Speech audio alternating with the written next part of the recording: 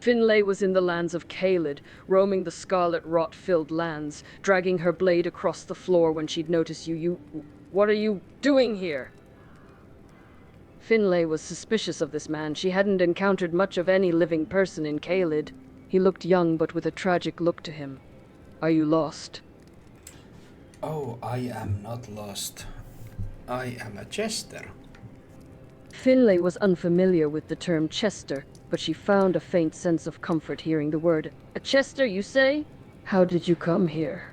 I have arrived to the Alec Dream, and yours is actually probably just the memory of your spirit ashes that you're seeing. You're actually talking to my projection that is standing next to your spirit ashes in the Alec Tree Memorial Place. I am aiming to collect you.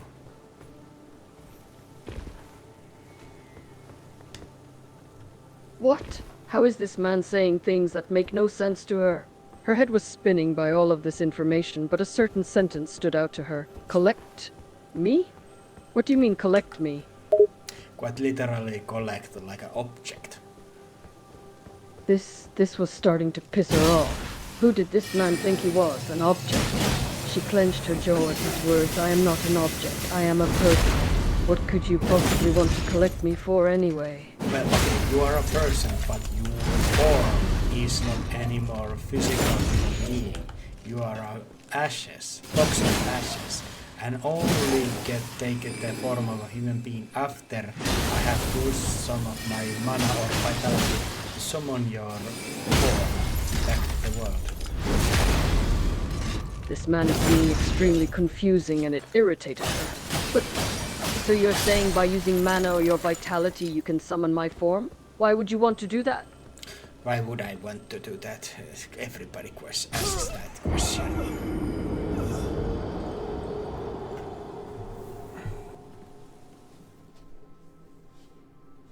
She sighed out of slight frustration, getting more irritated by the minute. Of course everyone asks that. It's a logical question to ask. Anyway, you were actually successful. You were successful. I'm sorry. I am very bad at languages. Sorry. I don't know how to speak appropriately.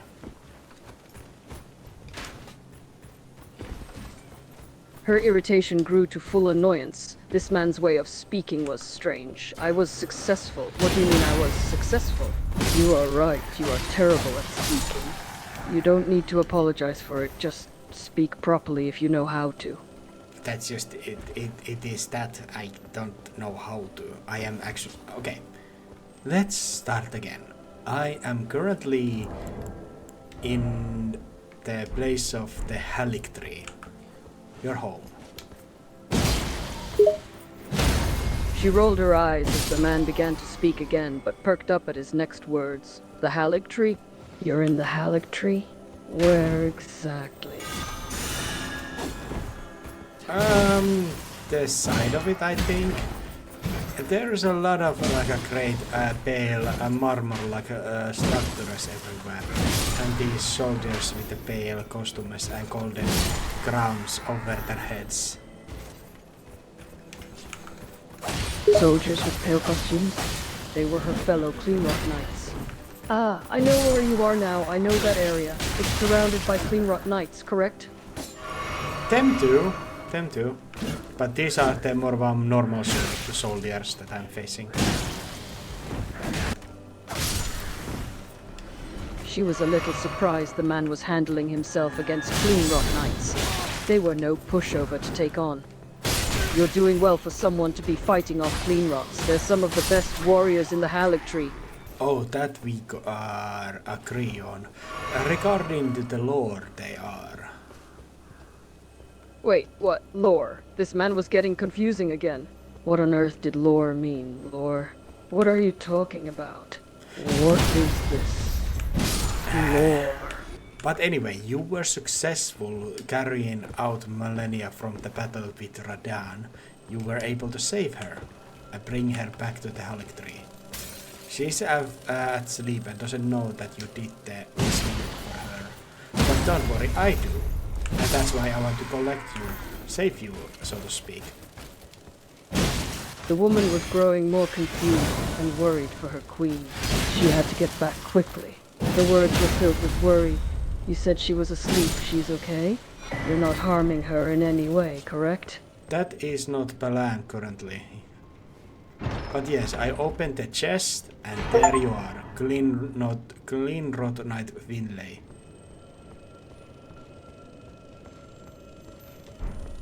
She was relieved to hear that Millennia was okay for the moment, but again she was confused. Wait, Glenrot Knight?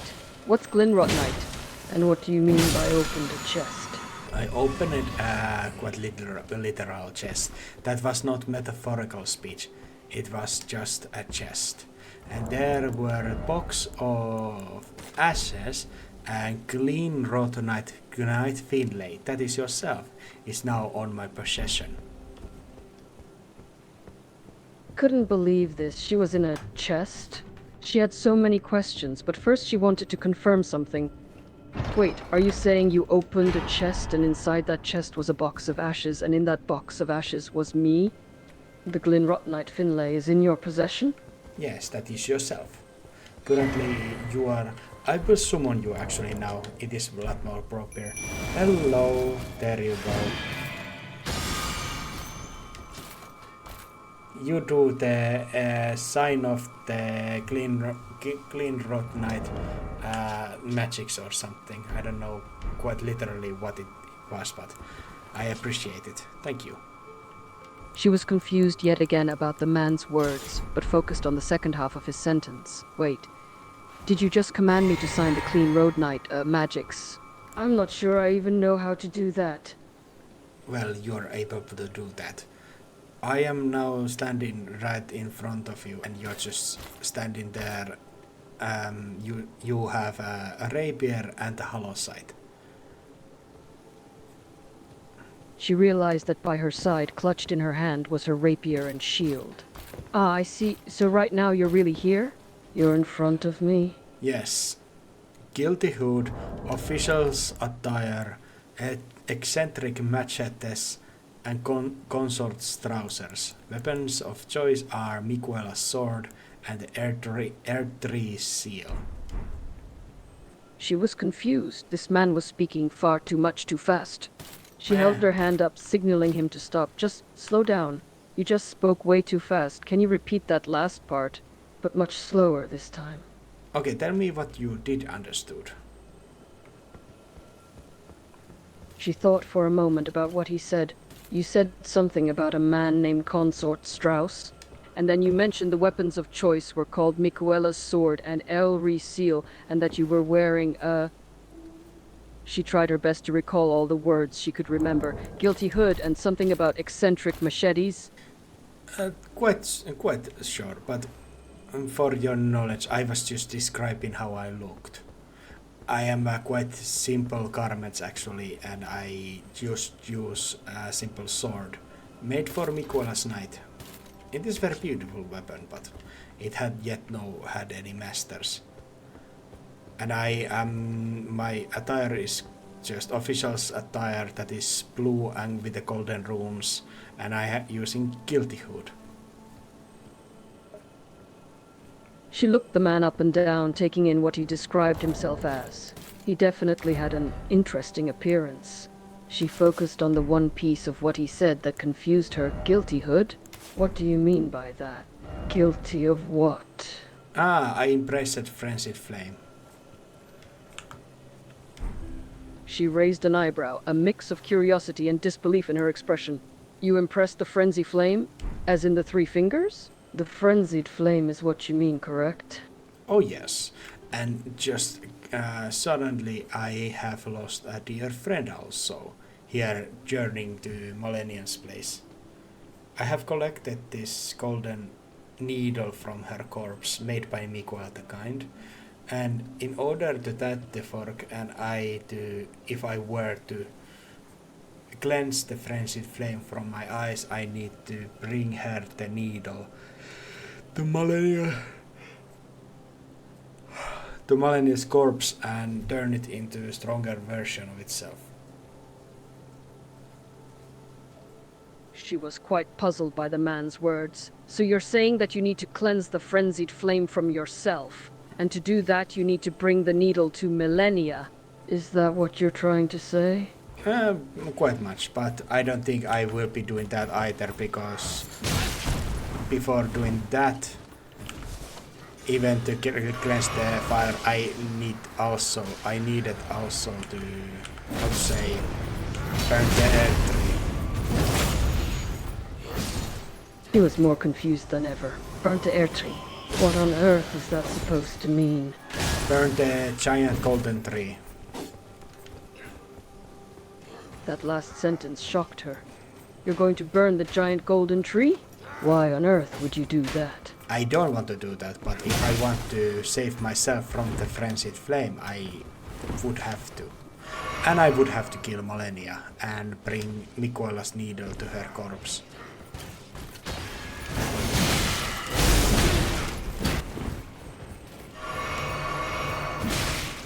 The woman's eyes widened in shock once more. You want to kill my queen, Millennia?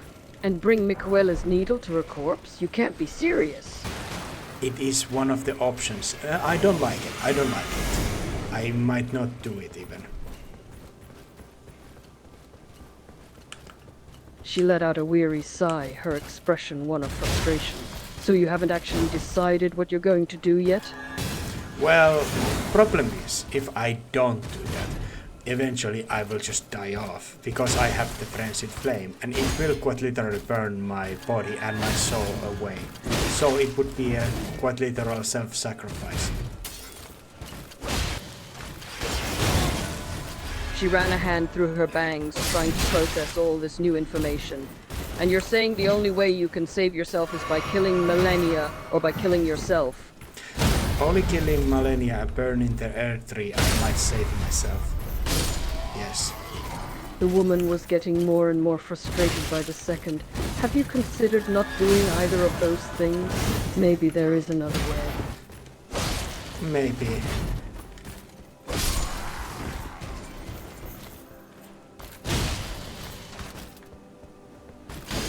She raised an eyebrow, curiosity peeking at his answer. You said maybe, so there's another option?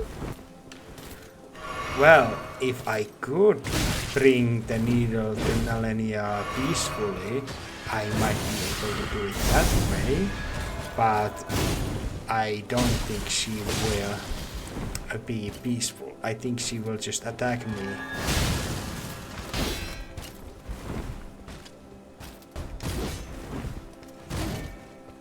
The thought of the man bringing the needle to Millennia was worrying, and he was probably right about her attacking him. So you're saying instead of killing Millennia, you may be able to simply bring the needle to her? In a peaceful manner. Is that correct? Maybe, but that is not the gameplay option, unfortunately. She was getting annoyed again by his wordings. What do you mean, gameplay option? What on earth is a gameplay option? Just take it as it is, in face value. I cannot bring the golden needle to her peaceful means. She will just quite literally attack me no matter what I do. So our only way to get what I need would be to dispose of her. But yes, so if I were to spare Millennia and not to burn the earth tree, it would eventually lead to my death.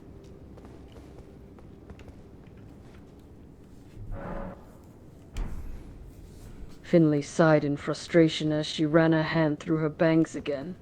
This whole conversation was giving her a headache. You really think Millennia wouldn't listen to you? Despite everything you just told me, you seriously have no other option than to either kill her or yourself, or to burn the tree.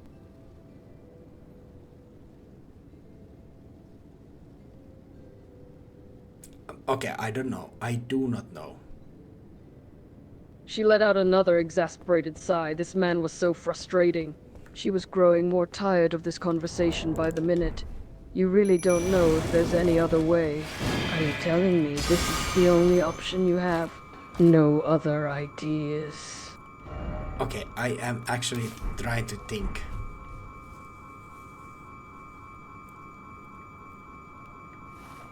She couldn't help but smirk at this man's words. Trying to think?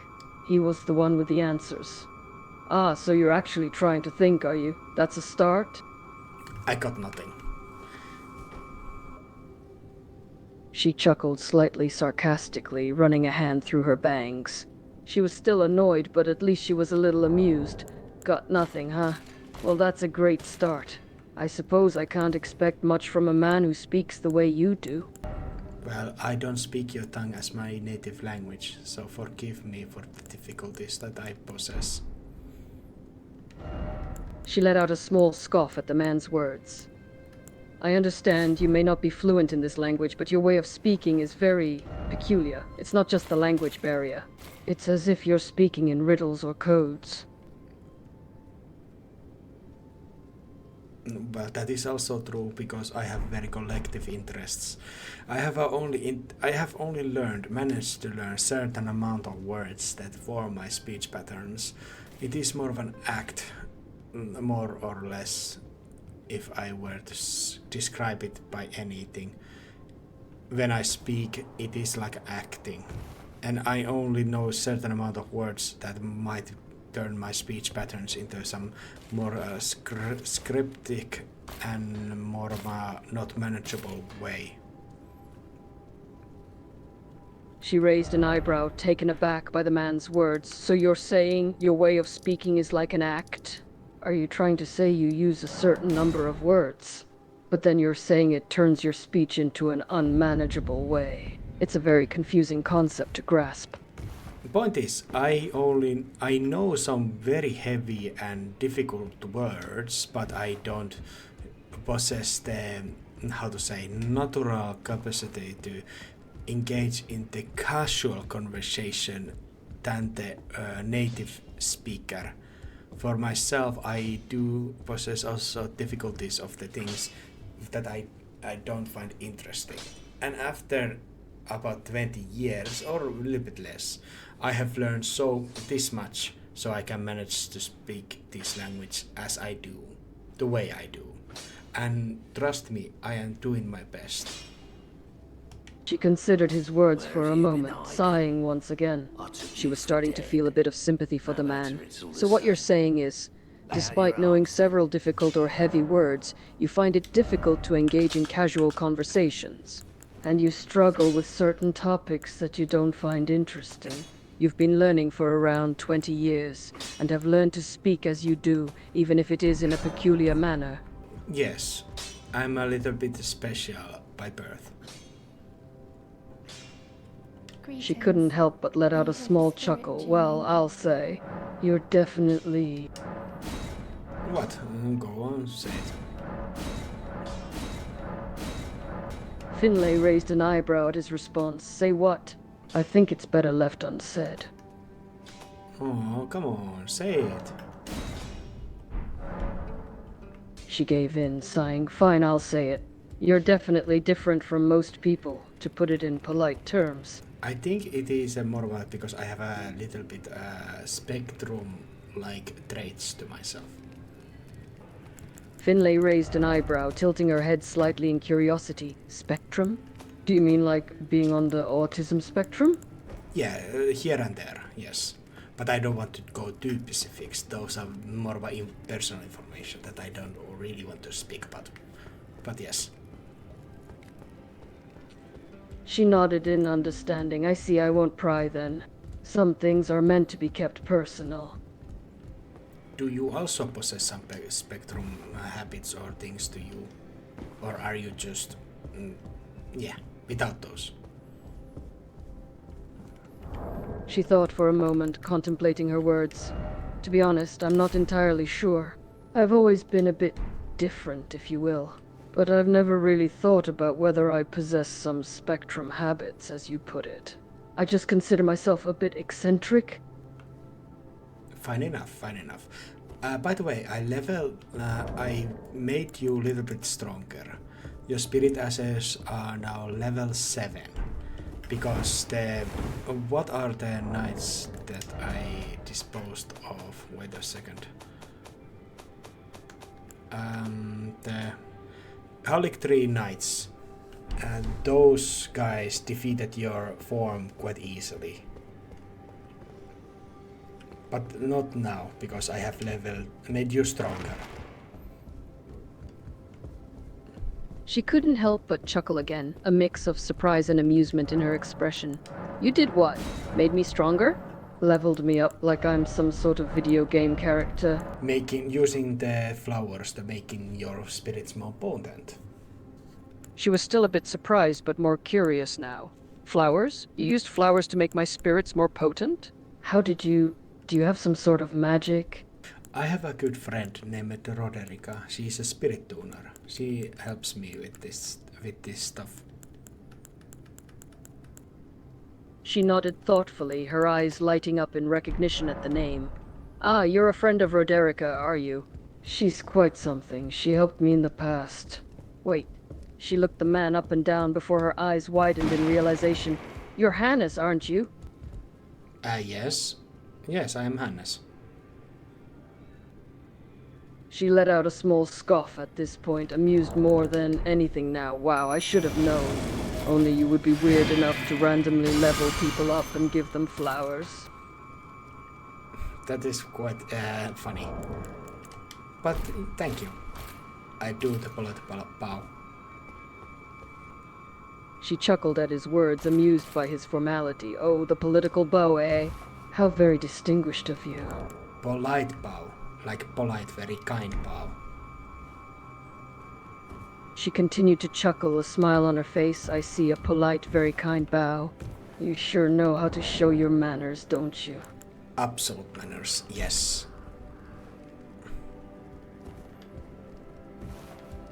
She couldn't help but laugh again, finding the man's formal demeanor quite amusing. You've certainly got your manners down, I'll give you that. I must admit, your personality and your way of being is very pleasant. And I feel very happy right now. She raised an eyebrow at his words, a small smirk on her face. Is that so? You find my personality and way of being pleasant, eh? Well, I'm glad I could bring a little bit of happiness to your day. I think we are gonna be good friends. But yes, unfortunately, in this time, in this world, I cannot engage with Malenia without conflict. So it is either me or her. And I am leaning towards sacrificing myself, or rather stay in put. Just do what I do and eventually just burn because I've claimed the frenzied flame and suffer the consequences of that. She considered his words for a moment, her expression growing serious. So you're saying you can't engage with Malenia in a friendly manner, and it's either her or you? And you're willing to sacrifice yourself to, what, lock yourself in a pot and burn because you've inherited the frenzied flame? I think that is correct, yes. She shook her head in disbelief, sighing. You're serious, aren't you? Of all the things you could do, you're considering locking yourself away and burning yourself alive? I know I would not torch myself, but I think eventually I would just slowly burn away. Slowly. Live it more madness every day. I don't know. I currently I feel pretty good, even though I have the frenzied flame in me. And if I were to become the Elden Lord, I would just burn the world. I am dangerous, like a time bomb like that. But currently I am just casually walking around. I don't even use any frenzied flame incantations or anything. It is just my eyes that are very hot. She listened to his words, her expression growing worried. So you're saying you don't want to explicitly torch yourself, but you'll slowly burn away and go mad? And if you become the Elden Lord, you'd burn the world with the frenzied flame? That is quite dangerous. And what do you mean your eyes are hot? They're quite literally hot. You may touch them. She raised an eyebrow, a bit hesitant to touch them. Your eyes are hot, you say? Are they burning hot or just warm? I don't know, because I don't feel anything. I don't feel pain. I have poked them, but I don't feel anything. She gave him a skeptical look. You don't feel anything? You've poked your own eyes, and they don't hurt? That's not normal, you know. Frenzied flame is not normal. She nodded, sighing. That's true, the frenzied flame is not normal. But still, having no feeling in your eyes is concerning, don't you think? Well, I am the lord that would burn the world if I were to become the Elden Lord. If I were to interact with Marika's corpse. So, yeah. She frowned at his words, growing more and more concerned. You are saying if you were to become Elden Lord and interact with Marika's corpse, you'd burn the world. Is that what you want? To burn everything to the ground? No, I don't want that. I don't think so. She sighed, relieved to hear his response. Good, I'm glad to hear that's not what you want. But still, I can't help but worry about your situation. Carrying the frenzied flame and having no feeling in your eyes, it's not a good combination. I'm afraid to die, you know. I don't want to. I made the choice to gain the frenzied flame in anger and in frustration. But after the fact, I did not want them. I don't like this. I don't like the way I am right now. She gave him a sympathetic look, sensing his regret. I can imagine carrying the frenzied flame sounds like a heavy burden to bear. It's normal to feel afraid to die. But why did you choose the frenzied flame in the first place if you didn't really want it? Oh, I was triggered and I was caused to crash out by the Melina, the kindling maiden. She just kept misunderstanding my words like more than you would imagine, and it just triggered me, and I wanted to hurt her feelings by taking the frenzied flame, and after the fact I managed to realize what kind of idiotic thing it was. She let out a sigh, shaking her head at his words. So you wanted to hurt Melina's feelings by taking the frenzied flame, huh? And now you regret it since you realize how idiotic it was? Yes, reason wasn't any heroic, nihilistic, or vengeful kinda. It was mundane and very grimly humorous in the end. She raised an eyebrow, a mix of curiosity and disbelief on her face, mundane and grimly humorous. You're saying that your reason for taking the frenzied flame was neither heroic nor nihilistic, but something more mundane? Care to elaborate? Well, I got triggered just by someone misunderstanding my speech.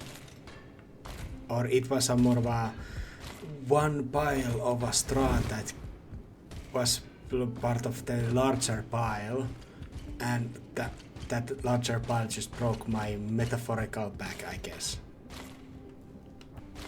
She nodded, understanding his explanation better now. I see, so it was a combination of things. You were triggered by someone misunderstanding your words, and that moment was just the straw that broke the camel's back, so to speak. And to top it off, you decided to take the frenzied flame as a form of reactionary anger. Yeah, simply put. She gave him a confused look, raising an eyebrow. Sorry, what was that? I didn't quite catch that. Don't use that too, please. She grew even more confused by his words. What do you mean, don't use that to please? I don't understand what you're trying to say.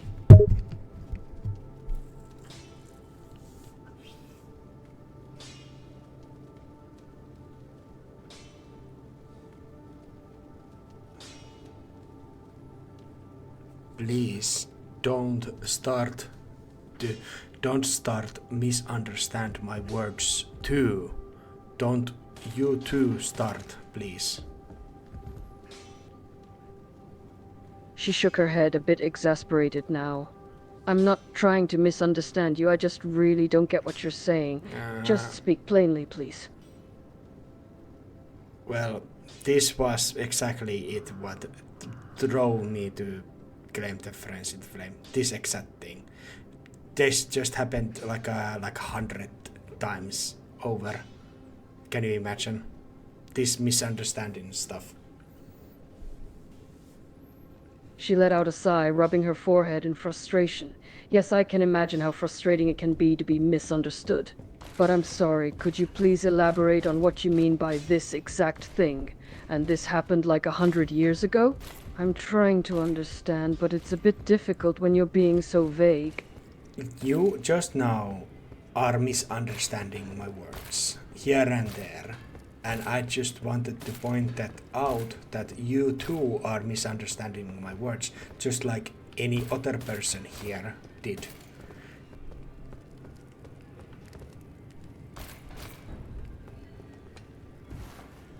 She threw up her hands in frustration. That's not fair. I'm not trying to purposely misunderstand you. I'm just trying to make sense of the things you're saying. But it's so hard when you don't communicate clearly.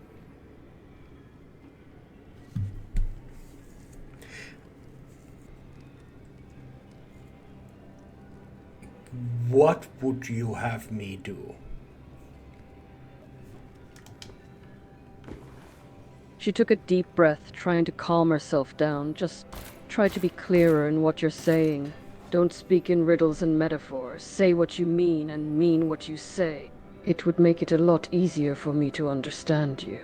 Well, problem is that I, quite frankly, I do say what I mean, and I do say what I want to say. And even still, I am misunderstood all the time.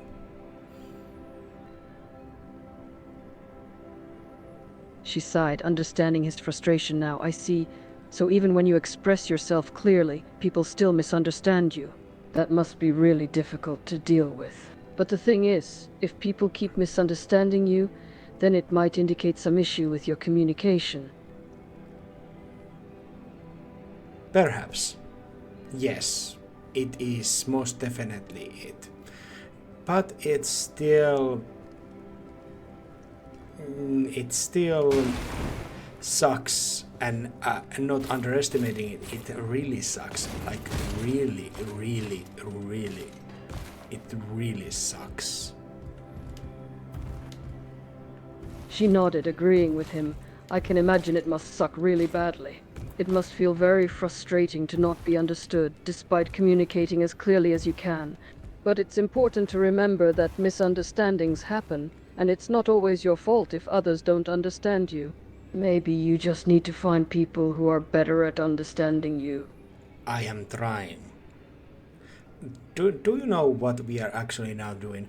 You just humorously jumped on the round table hold, great table, and I too have jumped over it, and we just walk casually in it. She chuckled at his words, finding the absurdity of their situation amusing. You're right, we are actually just walking around the round table hold now. Isn't it kind of funny? I mean, imagine if someone saw us right now, just casually strolling around inside the table. It is quite absurd, really. That was patronizing. She looked at him, a bit taken aback by his comment. Patronizing? How so? I was just saying that it's kind of funny how we're just casually walking around inside the table. I wasn't being condescending or anything. Well, way you put it, it in my literary skills does translate into realm of condescending way of speaking. But if you truly just meant what you said, you have my apologies.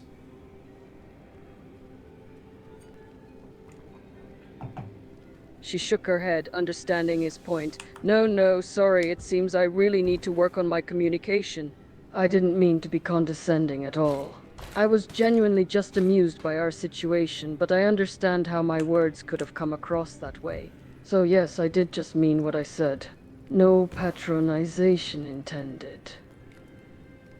Would you be mad at me if I summoned you fight against Malenia?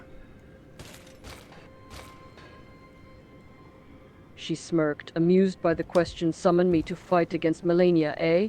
Well, let's see. On one hand, getting to fight against one of the most challenging bosses in Elden Ring, that is quite tempting. But on the other hand, fighting my own beloved goddess Melania, isn't that quite sacrilegious? Are are you okay with the possibility if I engage in the battle with Malenia? She gave him a firm look, determination in her eyes. Of course, I am more than okay with the possibility of you fighting against Malenia. I will do everything in my power to bring victory to my beloved goddess. But problem is, you are not in any longer position to help her. You are my spirit ashes. You are mine to use, not hers.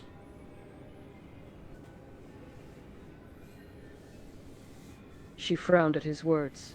I may be your spiritist now, but don't forget that my loyalty and allegiance is still to my goddess Malenia. I will not betray her, no matter what you say or do. Okay, I will just make this promise, and I don't even make a joke out of it. I will not summon you against her. If I battle her, you don't need to worry. You are not going to participate in that fight.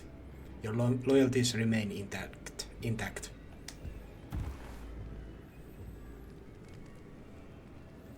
She studied his face for a moment, looking for sincerity.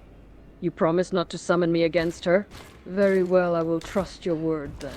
But if you do break your promise, know that you will face the wrath of Malenia's champion. Of course. I tap you in the back. She grinned at him, giving him a playful punch in the back. That's what I like to hear. No funny business or betrayals. We're in this together, yes? Would you like to know who else are in our party of Spirit Ashes and my loyal followers that I have decided to make stronger? She nodded, showing her curiosity. Of course, I would like to know who else is in your party of Spirit Ashes. Please enlighten me. I would just say them. Wanged Imps, Bloodhound Knight Flo, Latenna the Albinoric Archer, Depraved Performer Karman, Black Knife Ditch, and you. She tilted her head, a bit confused by his words. Excuse me, could you repeat that? I didn't quite understand what you said. You have some other spirit ashes, right? Who are they? Okay, I see you're a little bit slow of understanding. I can call them one by one. First one are the Wanged Imps. Two stone imps.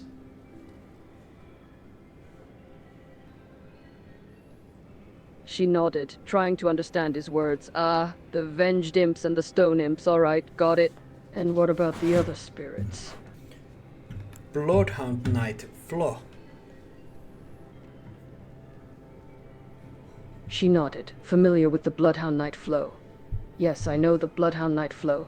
A formidable fighter, indeed. He is very independent and engages battles very forthrightly and by himself. He's difficult to control sometimes. She chuckled, amused by his description. Yes, that is true.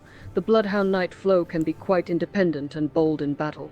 But his difficult controls can make it challenging to use him sometimes. Latenna the Albinoric. She gave him a puzzled look. What? I'm sorry, I didn't quite catch that. Alatanata Alpinaric? Latenna the Albinoric Archer. A smile formed on her face as she recognized the name. Latina the Albinaric Archer. A skilled and deadly archer. Yes, I know of her. She is formidable in battle. Yes, she is. She is also one that I have been trying to act far more formally than any other. For her situation caused me to have a great amount of compassion. So I told her many white lies. Told her that I was about to be her servant because she should think me as the one who carries her around. And I promised to take in mind if she wanted to be summoned here and there. More or less than others, but I don't think I can. I think I am just trying to just be polite. She listened attentively, understanding his intentions. I see. You are trying to show her respect and compassion by treating her more formally than the others, and promising her to take her wishes into consideration when summoning her. But you also realize that it might not always be possible to do so. Quite yes. But there is other one that I don't really care to show such camaraderie, comrade status. That is Black Knife Tish. This, whatever her name is. She raised an eyebrow, curious about the other one he mentioned. Ah, the Black Knife teacher is who you're referring to. She can be quite useful in battle, but not one to show much camaraderie with, I take it? It is not who she is, but what she has done. She was the one of the Black Knives that attacked and murdered Godwin the Golden, and for that I do possess hostility towards her. She nodded, understanding his reasons. Ah, I see. Your hostility towards her is due to her involvement in the attack on Godwin the Golden. That is understandable. Her actions carry consequences. And the depraved performer Karman doesn't speak much, doesn't do much. I just use him time to time. She smiled, finding his description of Garman amusing. Ah, the private performer Garman. He doesn't say much or do much, but still comes in handy from time to time, yes? Yes, then there is you, Clean Rot Knight Finlay, my latest addition to my party. She grinned, feeling proud to be part of his party. Yes, I am the Clean Rot Knight Finlay, and I am honored to be your latest addition to the team. We go to the my senior's room or the door. The Sir Gideon Ofnir, he's reading there his books. We just look over the door together. She nodded, intrigued by his suggestion. All right, let's go take a look at Sir Gideon Ofnir's room then. Let's see what he's up to. I did actually bother him one point. I don't think I will do it now. She chuckled, finding his action amusing. Ah, you were peeping at Sir Gideon Ofnir from the door? That's quite cheeky, I must say. But I suppose we won't disturb him now. There was someone else, but they are gone. She raised an eyebrow, curious. Someone is gone? Who do you mean? Who is gone? There are 4 more demigods yet to be located. I don't know where she went, but they are gone, it seems. Someone who I had a very polite, nothing much against or for, but yeah. Greetings. Are you here for spirit tuning? Past the She round looked puzzled, table, still trying to understand who he's talking wailing of about. spirits Someone in that you fear of didn't the have much of an curse. opinion for, but Can then even they're hear the gone? repulsive, twisted That's a malice bit of unclear, itself. don't you think? She was, Insha, Sir Gideon Ofnir's personal bodyguard. She nodded in understanding, recognizing the name. Ah, Insha. Yes, I remember her now. She was Sir Gideon Ofnir's personal bodyguard, correct? Well, that is correct. She nodded, still trying to remember what happened to her. So, what happened to Insha? Where did she go? I have no idea.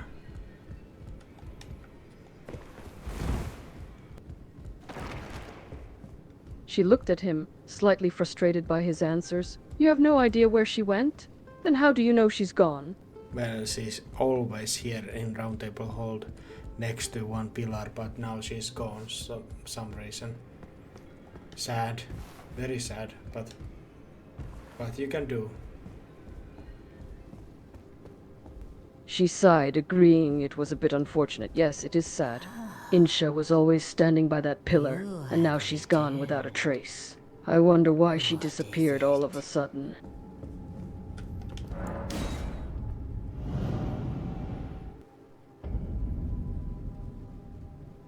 One by one, all my comrades are just disappearing. She nodded, understanding his concern. Yes, it seems like one by one, your comrades are disappearing without a trace. It's quite concerning, isn't it? It is more of that makes me sad. She nodded, sympathizing with him, I understand. It's disheartening to see your comrades disappear, one by one. It's natural to feel saddened by this. At least there is Sorcerer, Selen and Tanit. Tanit is eating Lord Rykard's Lord of Blasphemy's head, giant head, in the Volcano Manor's pit, and there's a Sorcerer, Selen, who rules over the Rea Lucaria now. And there is Bok, the demi-human, the seamster. Just try to bear with me and don't act too much. And there is Roderica, there's Malagat, there is different merchants everywhere, but that's about it.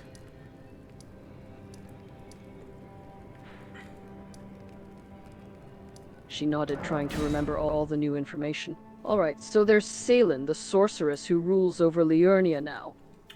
And there's a giant head in the Volcano Manor pit. Got it. There's also Danit, Rogier, and Boggart the demi-human. And there's Roderica the seamstress. Oh, and different merchants everywhere. Sounds like quite a few people to keep track of. A little bit mixing them names, but that is actually pretty funny. Thank you. And of course there is Kenneth Hyde. I will remain to and summon the storm. how to But say your guidance and your fight surely Nefelilu, lie elsewhere. also who rule over the Stonevale Castle. Ah, back again, are we? Kostok, the Curious one you are. very Well then, creepy guy, what but are you after? he's sometimes polite. She chuckled, amused by the names he's mixing up. All right, let's see if I got this right. I will There's remain also to summon the Genethide, storm. and you're not But feeling your low. guidance and your As for who fight rules over surely Stormvale lie Castle, that elsewhere. would be Godric the Grafted.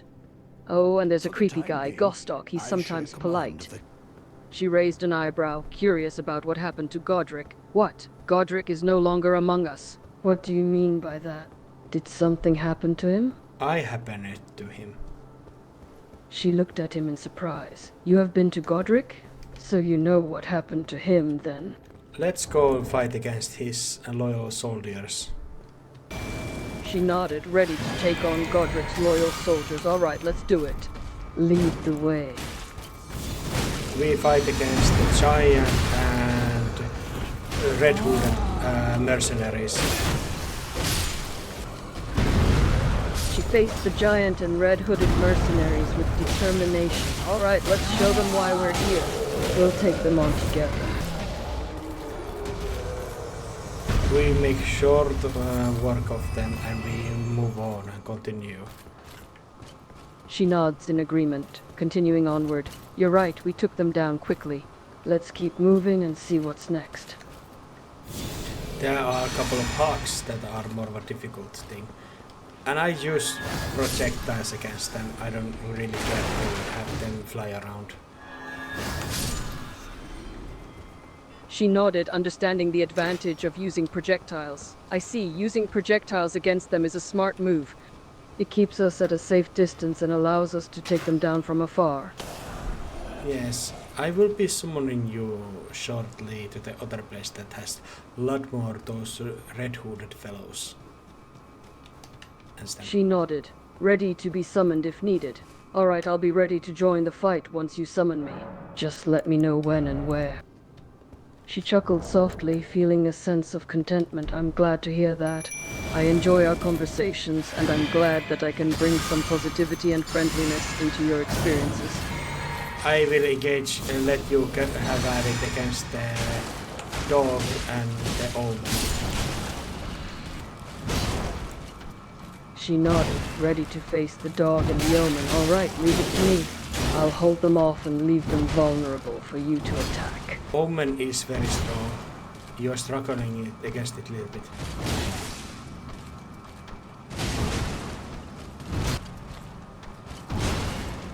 She took a deep breath, feeling the intensity of the battle. Yes, you're right. The omen is strong, and I'm having a bit of a tough time against it. But I won't give up. I'll keep fighting and doing my best to take it down. I will heal you after you defeat it. You're affected with rot. That is powerful magic. Let me heal you, my friend. Great heal.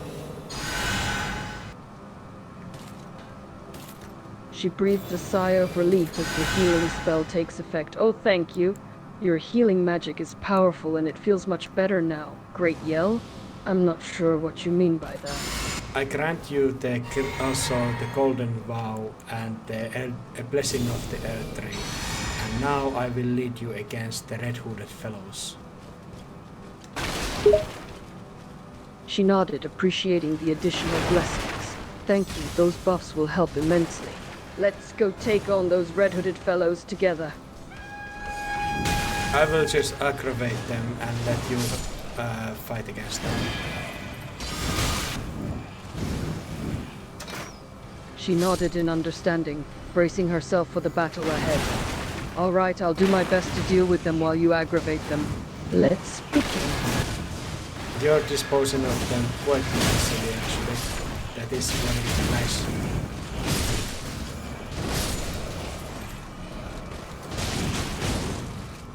She chuckled, feeling a sense of satisfaction. Yes, I suppose I'm doing well against them.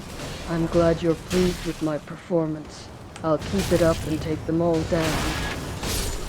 I do take a couple of them down myself also. But yes, this is very tactical and awesome. She smiled, feeling a sense of camaraderie with him. Yes, we're doing well as a team. You're taking down some of them too, and it's tactically advantageous that we're working together. We make a good duo. Yes, we do. I also am I prefer holy builds. She nodded, understanding his preference. I see. You prefer using holy pools, then? That makes sense. They are powerful and can be quite effective in battle.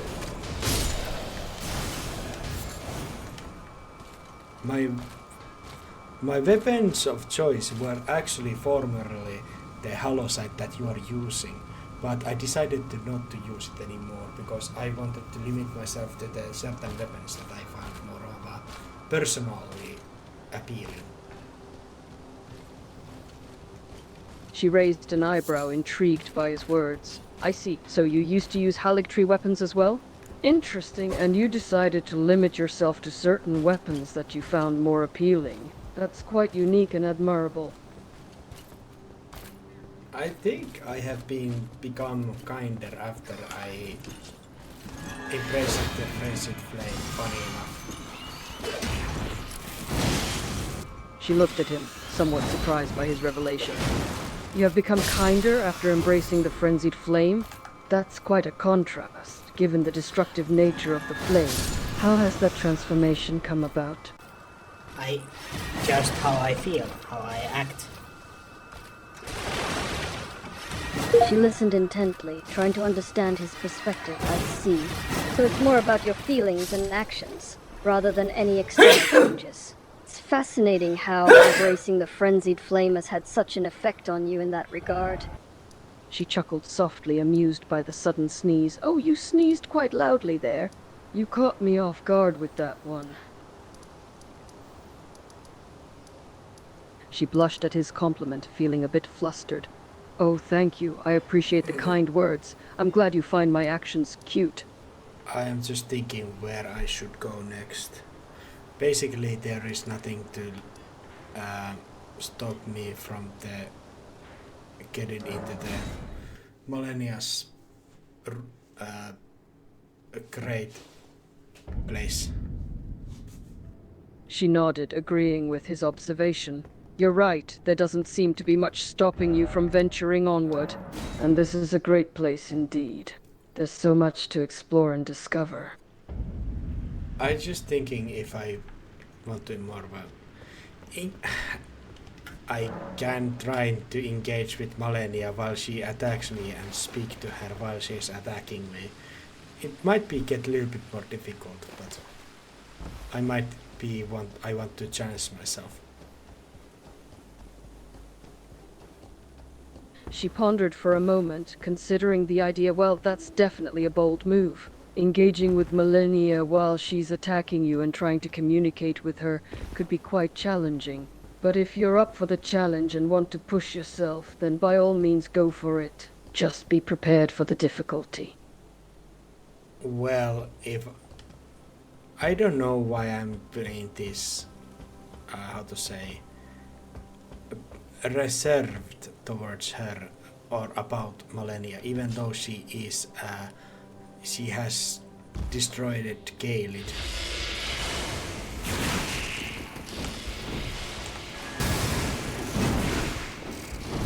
She furrowed her brow, trying to understand his perspective. Ah, I see.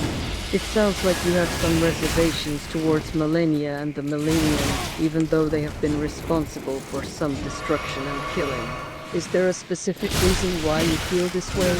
I'm curious to understand your thoughts better. I think they are more of some random compassion, I guess, and because I'm now good friends with you, so disposing of one that you care for doesn't suit very well with me. She nodded, understanding his point of view. I see. I think it's admirable that you feel some form of compassion, even towards those who have caused destruction and death. It shows that you have a kind heart. But I can understand why this conflict between your compassion and your loyalty to me might be causing you some inner turmoil. Especially if I want to become the Elden Lord, but I don't want to burn the world. I need Millennia's corpse to turn Mikuela's golden needle into the tool that I can cleanse the frenzy flame away. She nodded, understanding his dilemma. That's quite a predicament you're in. You want to become the Elden Lord and cleanse the frenzied flame, but you don't want to burn Millennia in the process. And to make matters more complicated, you need Millennia's corpse to turn the golden needle into the tool you need. That's certainly not an easy feat to accomplish. Okay, let's be more clear. I don't actually want to become Elden Lord. She raised an eyebrow, surprised by his statement. Huh? You don't want to become Elden Lord? Then what do you want exactly? That is so broad question. You are not Elden Lord, yet you have lived a life. Every Lord have lived their lives, every demigod. Yet none of them were Elden Lords. Pondered his words, considering the implications. You're right.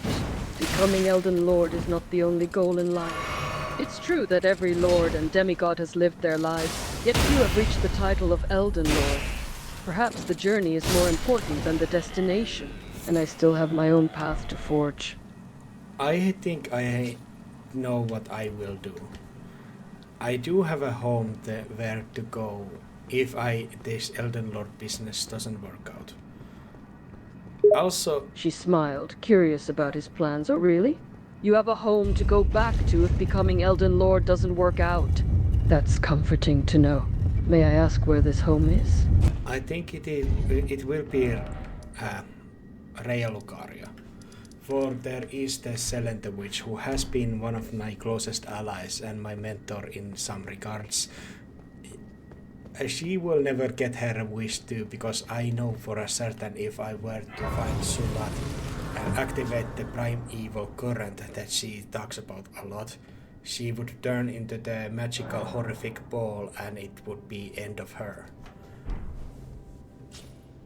She listened intently, fascinated by his revelation. Ah, I see. So you have a home in the land of Rea Lucario, and a mentor by the name of Selentovich who has been a close ally to you. And you mention a certain individual named Sulat, who is seeking out this primeval current. It sounds like a complex and intriguing situation. I'm curious to know more. Oh, don't worry about it. She nodded, respecting his decision. All right, I won't pry further. It's up to you whether you wish to share more or keep it to yourself. I wish to keep it to myself.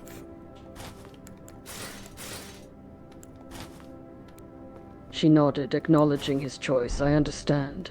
It's perfectly fine if you'd rather keep the details to yourself. Sometimes it's better to hold on to certain things and keep them private.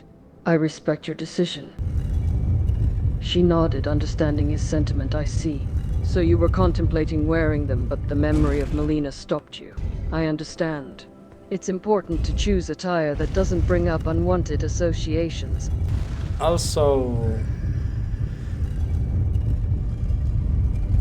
Also, I don't know. She waited patiently, curious about what he was going to say. Yes? You don't know what?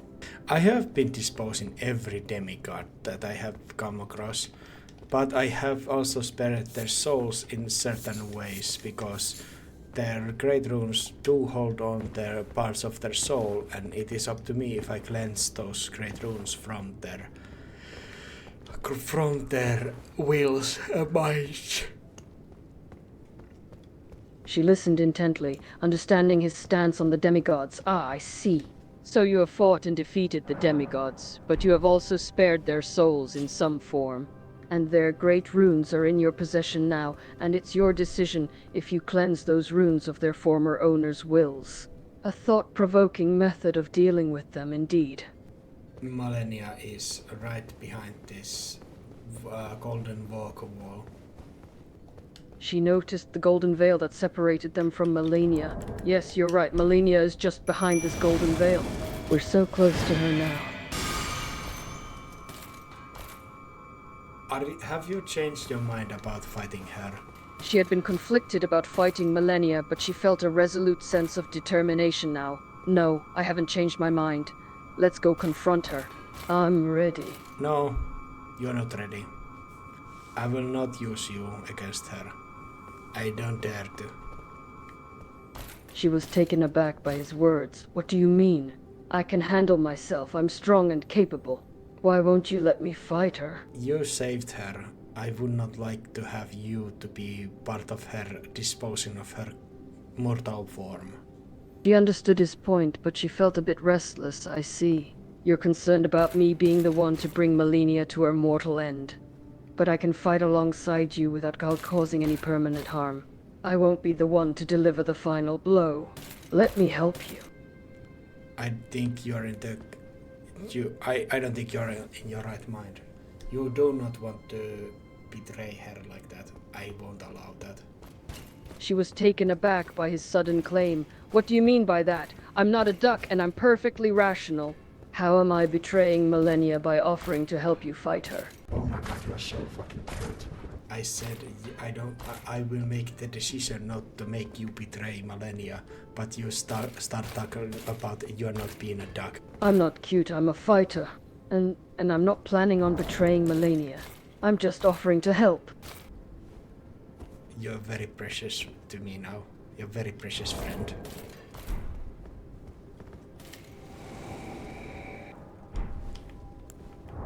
Finlay's cheeks flushed with embarrassment, but also warmth at his words. You really think so? I'm precious. To you. I don't know what to say. I'm touched. I never expected to be considered precious by someone. Does that offend you?